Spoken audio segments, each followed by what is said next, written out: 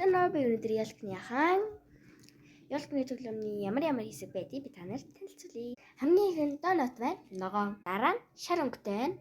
Бас донот. Гэхдээ пяв. Дараа нь эзмийн яган байна. Бас цаатай донот. Чинээр авсан хятад бас маш гоё шилэн пявар титэмтэй тоглоом. Бас шинээр авсан үстэй буг. Бас шинээр авсан ийм маш хөөрхөн модон чихэр үдмийн яган.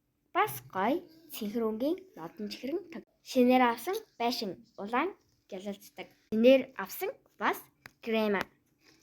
Жишээлбэл эмээ, шинэ жилийн эмээ. Дараачихын саяны улаан байшингийн нөгөөтг нь цагаан өнгөтэй улаан сатай.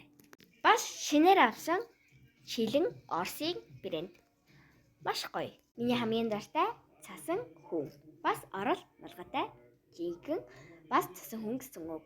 Тэгээд баяртай.